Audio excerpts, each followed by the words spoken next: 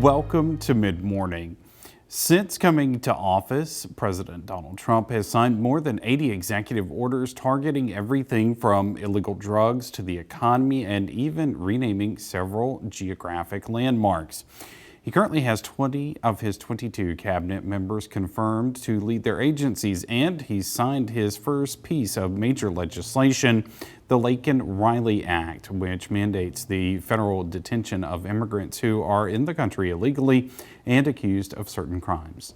One of the authors of that law is Alabama Senator Katie Britt. She's in her first term and is the youngest woman ever elected to the Senate. Tony DeCopel caught up with her in Washington. I want to get into tariffs because they affect people's pocketbooks. But let's talk about something else that affects people's pocketbooks, child care. Off camera, we were just talking about it. It's often the biggest expense in people's lives, and it's an obstacle to doing what they want to do. You've got a bill, bipartisan, to try to bring down costs. Tell us about it. Absolutely. So Senator Tim Kaine and I came together. This is something I wanted to tackle coming to the Senate.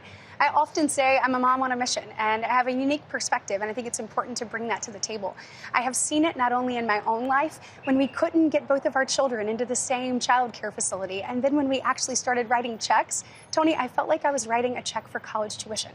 And so looking at that and then looking and talking to our constituency, from our biggest manufacturers to our smallest businesses, saying, you know, we need people to enter this workforce. If we want to achieve President Trump's vision of building back America, we have to have workers to do it. And the truth is, the affordability and accessibility of childcare is an impediment to people re-entering. And look, if you have and want the opportunity to stay home, Tony, I want you to have that. But if you want to engage, if part of your American dream is entering the workforce, or there's a career path that you want to continue, I think we have an obligation to figure out how we remove those obstacles and help you achieve that. So what this does, this piece of legislation, and we have a number of Democrats and Republicans on it, because it's not a Republican issue. It's an everybody issue, or a Democrat issue. It's an everyone issue.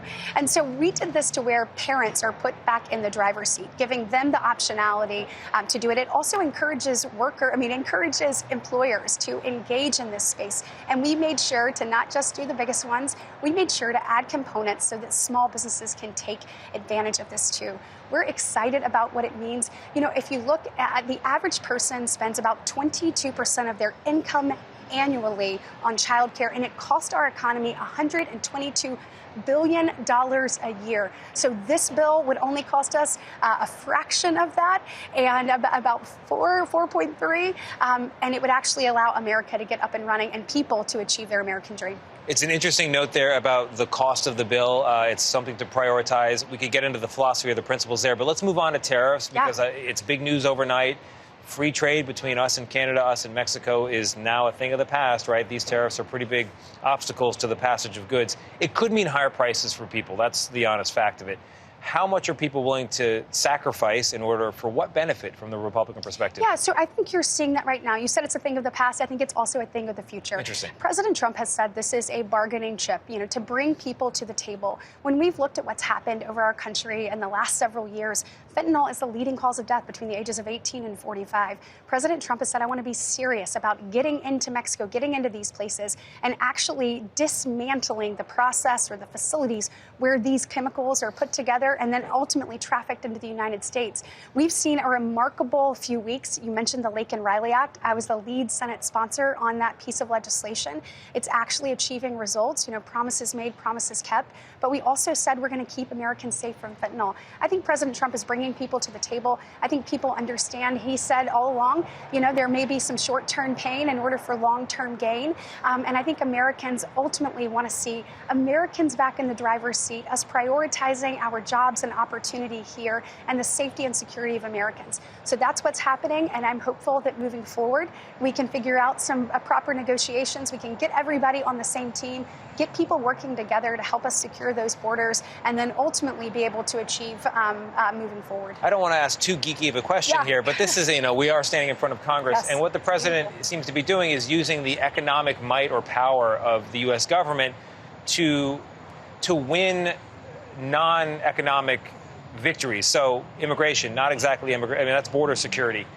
Drug policy, you know, stopping fentanyl. Do you think it's appropriate to use economic efforts or leverage to bring about non-economic results. Yeah, I think that those people who have lost children, like Laken Riley's parents or Rachel Marin's family or Jocelyn Nungary, would say that their life is worth it all. And preventing another tragedy from occurring has to be a top priority. You know, it was the most litigated issue over the last 4 years, and Americans said we want results on this. Yeah. I think ultimately, you know, what we will see is, in addition to this safety and security, it is also helping us make sure that we're empowering Americans, that we are creating jobs on our soil, that we are encouraging people. If you see the $1.7 trillion that President Trump has already gotten people to commit to reinvest in America, that's just the beginning. Yeah. We've got to build it strong from a national security perspective and safety and security, and ultimately economic success will follow that. We've had record high inflation over the last 4 years, and you have to think about how do we drill that down. In addition to these things, it's unleashing American energy. Because, Tony, that affects everything from the grocery store to the gas pump, but it also affects our ability to stand firmly with our allies as well. The impact of President Trump's tariffs on Canada extends beyond dollars as people in the Pacific Northwest are living on either side of the border. They worry it will harm the relationship between their communities. Here's more from Fox News. While the biggest focus has been what the dollar impacts will be due to these tariffs, a lot of people are also worried what the emotional impacts will be between us and our neighbors to the north. It's really just sickening and disheartening to watch. There's certainly concern. How much we'll be able to take. Blaine, Washington, a stone's throw away from the Canadian border and a hub of commerce for both countries. We have a P.O. box down here, so yeah, we come down if not for gas, if not to travel. I'm a pilot, so I spend a lot of time in the U.S. Joel Moots tells me you can catch a glimpse of his house in Canada while standing on Peace Portal Drive in Blaine. But the view from his yard is probably the most he'll be seeing of the U.S. after the tariffs. More of a push to kind of stay at home in Canada and, buy Canada first, for sure, yeah.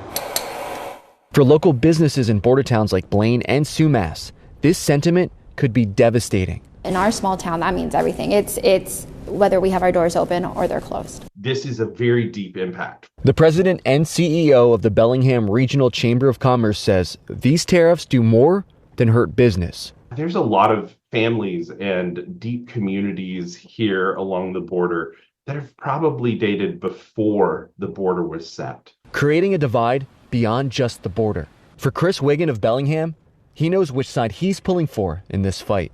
I'm fully on board with everything the Canadians are doing to throw the U.S. the finger. I spoke to the governor's office in regards to these tariffs. In a statement they provided, it reads in part, "This Trump trade war expands a wholesale attack on trade relationships with our closest allies, as well as our largest trading partners for agricultural products, aerospace products, and energy." For more information on the impacts of these tariffs on you and your family, go to fox13seattle.com. Reporting at the U.S.-Canada border, I'm AJ Janovel for Fox 13 News. After years of boycott threats for expanding their DEI efforts, a popular retailer is now being targeted for dismantling those same programs. When we come back, we take a look at who's in the crosshairs. Welcome back. Target is facing a 40-day consumer boycott over the company's shift away from diversity, equity, and inclusion policies. The boycott started Wednesday, which is also the first day of Lent, by an Atlanta area megachurch pastor. Target recently announced it was making changes to its DEI programs in response to conservatives. The company was once a leading advocate for DEI initiatives in the business world. The boycott also comes as the retailer is facing pressure from tariffs and a consumer pullback. Target sales declined last month. The company declined to comment about the boycott. Well, meanwhile, Taco Bell is crunching the competition. The fast food giant has forecast an 8% sales growth for the current quarter at stores that have been open for at least a year. That far outpaces its rivals, many of which say sales have been recently sluggish due in part to inflation. Taco Bell's CEO says the Lux Cravings Box and its chicken nuggets, which sold out in 2 weeks, are among the most popular items with customers. Taco Bell also plans to add more items to the menu this year. Job seekers are having a tough time finding a place to pick up a paycheck. Private sector hiring collapsed last month. ADP finds an increase of roughly 77,000 jobs in February. That's down from the previous month and about half the amount expected by many economists. ADP says a drop in consumer spending and uncertainty about national politics played a factor, causing many companies to ease up on bringing in new staffers. Areas seeing a lot of job losses include trade, transportation, and utilities, as well as education and health services. The Trump administration is considering selling hundreds of federal properties. The General Services Administration originally posted a list of 440 buildings, including the headquarters of the FBI and the Departments of Justice, Veterans Affairs, and Labor. But later Tuesday, the list was scaled back to 320, with all D.C.-based properties removed. The agency says this could save more than $430 million in annual operating costs. It has also been working with DOJ on a plan to have federal agencies share office spaces. The New York Times is reporting the IRS is preparing to cut its staff by as much as half. The reported pending layoffs come as millions of Americans are filing their tax returns. The agency has already laid off more than 7,000 probationary employees as part of the Trump administration's effort to shrink the size of the federal government. However, it's unclear when the next reported wave of layoffs will take place. A spokesperson for the agency declined to comment. The Trump administration's policies are creating uncertainty across the country. Cuts being made in foreign food aid could have a major impact in America's heartland, where much of the food is grown.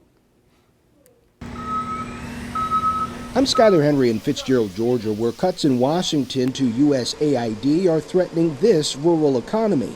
What's the cost of one box? One box is about $40. Mark Moore is the CEO of the nonprofit Manna Nutrition, which makes a peanut paste to feed starving kids in war zones and famines. If the system stops, to catch back up, it'll cost not just time, but lives, thousands, if not tens of thousands of lives.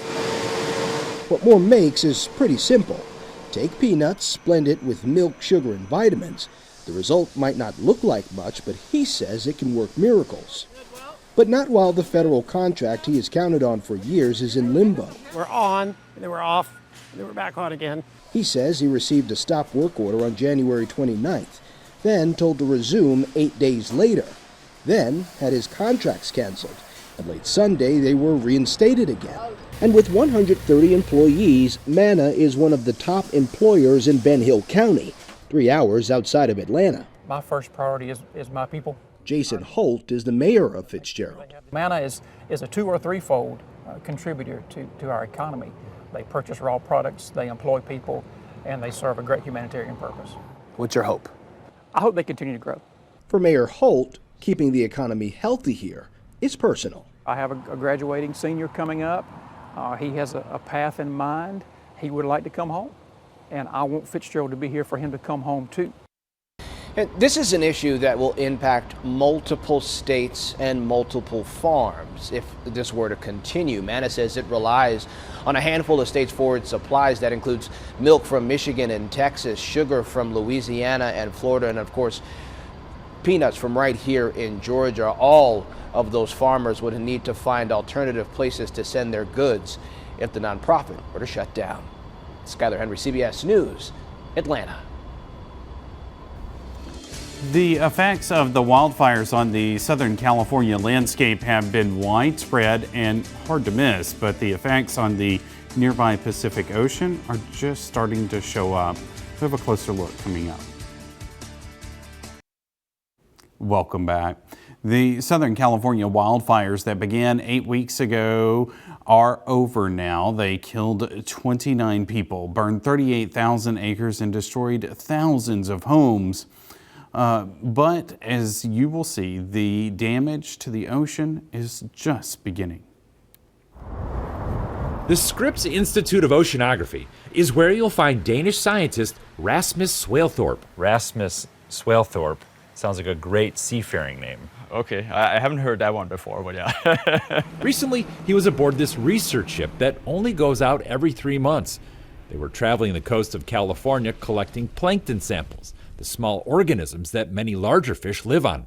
But this trip was anything but ordinary. This is something I've never experienced before, and I don't know anybody else that has. What they experienced by total coincidence was pulling up to Los Angeles as fire was burning thousands of homes, incinerating plastic, paint, asbestos, and car batteries, and releasing a cloud of toxic ash that settled out over the ocean for 100 miles.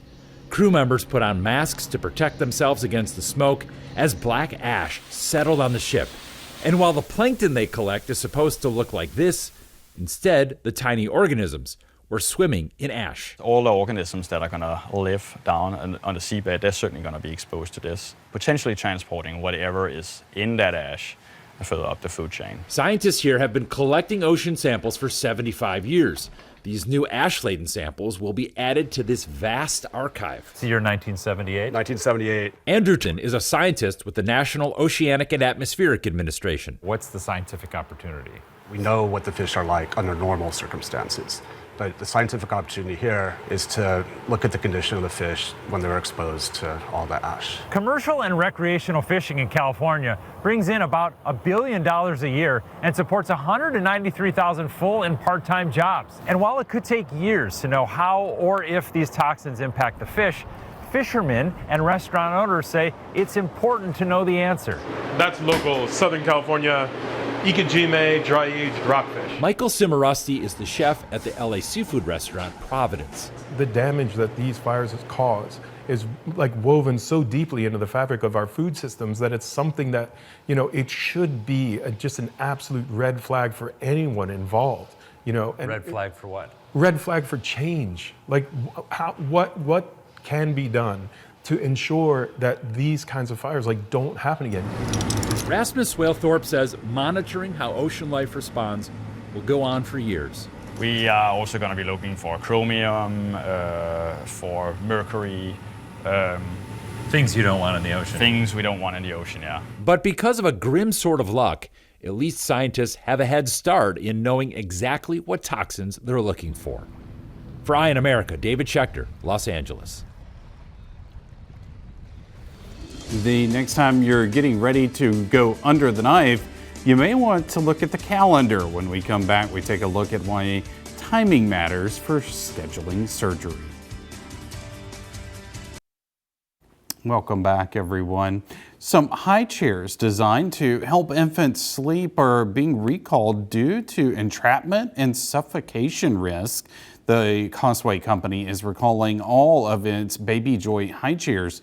The Consumer Product Safety Commission says the collapsible high chairs made in pink, beige, and gray models have safety violations that pose fatal suffocation risk. The agency says the high chairs have an incline angle greater than the level allowed for the Safe Sleep for Babies Act. The high chairs were sold through Amazon, Walmart.com, Costway.com, and on Shein from November 2022 through 2024. Consumers should immediately stop using the recalled product and contact Causeway for a refund and instructions for return for disposal. Wild Coast Raw is recalling cat food over possible bird flu contamination. It's recalling some 16-ounce and 24-ounce frozen boneless free-range chicken formula raw pet food for cats. The company issued a similar recall last month after 2 cats got severe cases of bird flu and died. If you come into contact with the product, wash your hands thoroughly and sanitize all contact surfaces. Drugs like ibuprofen or aspirin may help to protect against dementia. Research suggests a non-steroidal anti-inflammatory drugs, or NSAIDs, may protect the brain by lessening inflammation, a factor that contributes to dementia. Investigators found those who took these types of drugs long-term had a 12% lower risk of developing dementia. The study looked at almost 12,000 healthy residents in the Netherlands over a span of more than about 14 years. Only long-term usage of NSAIDs showed a lower risk of dementia, not short-term or medium use. A person's cumulative dosage of the drug did not show a decreased risk of dementia. The study appears in the Journal of the American Geriatrics Society. Next time you need to schedule surgery, you may want to pick a day earlier in the week. A study found people who undergo surgery just before the weekend have a much higher risk of complications and death. Researchers analyzed data from over 4,000 patients who underwent surgery over the last 2 decades in Ontario, Canada. Results showed that people who underwent surgery before the weekend had around a 10% higher risk of death post-surgery for at least 1 year. After the procedure, researchers say this weekend effect occurred across 25 common surgeries. The study was published in JAMA Network Open. Researchers say hospitals tend to operate with skeleton crews during and leading up to the weekend, and may be the reason patients are more likely to receive worse care. They say healthcare systems need to investigate why this happens to ensure that patients receive excellent care on any respective day. All right, we'll be right back to wrap things up. Stay with us. Thanks so much for joining us this morning. We'll see you next time here on WCBI Mid-Morning.